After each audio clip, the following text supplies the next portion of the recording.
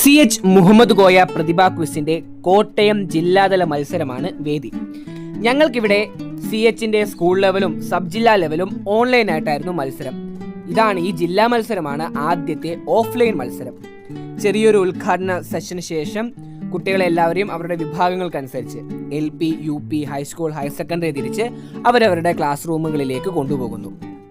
നിലവാരമുള്ള ചോദ്യങ്ങളുണ്ടായിരുന്ന higher secondary വിഭാഗത്തിൽ 1ാം സ്ഥാനം എനിക്ക് തന്നെ.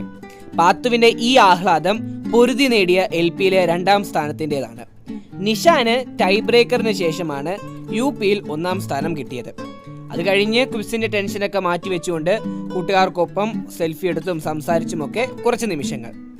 ഇനി സമ്മാനദാനം. 1, 2, 3 സ്ഥാനക്കാർക്കാണ് ഇവിടെ സമ്മാനമുള്ളതെങ്കിലും 1ഉം 2ഉം സ്ഥാനം കിട്ടിയ കുട്ടികളാണ് നവംബർ 1-ന് കോഴിക്കോട് വെച്ച് നടക്കുന്ന സംസ്ഥാനതല മത്സരത്തിൽ കോട്ടയത്തെ പ്രതിനിധീകരിക്കാൻ പോകുന്നത്. മത്സരം കഴിഞ്ഞ് രക്ഷിതാക്കൾക്ക് എന്തെങ്കിലും അഭിപ്രായം ഉണ്ടോ എന്ന് ചോദിച്ചപ്പോൾ മിക്ക ആൾക്കാരും പറഞ്ഞത് പല മത്സരങ്ങളും ഒറ്റ ഡേറ്റിൽ വരുന്ന പ്രശ്നത്തെക്കുറിച്ചാണ്. അത് കുട്ടികളെ വല്ലാതെ വലയ്ക്കുന്നുണ്ട്. അതുകൊണ്ട് അടുത്ത വർഷമെങ്കിലും എല്ലാ കുട്ടികൾക്കും എല്ലാ മത്സരങ്ങളിലും പങ്കെടുക്കാൻ പറ്റുന്ന രീതിയിൽ ഡേറ്റ് ക്രമീകരിക്കണമെന്നൊരു ആവശ്യം മുന്നോട്ട് വയ്ക്കുകയും അടുത്ത വർഷം എന്തായാലും ആദ്യത്തെ പരിഗണന ഈ കാര്യത്തിന് തന്നെയെന്ന് അവർ വാക്ക് നൽകുകയും ഒക്കെ ചെയ്തു.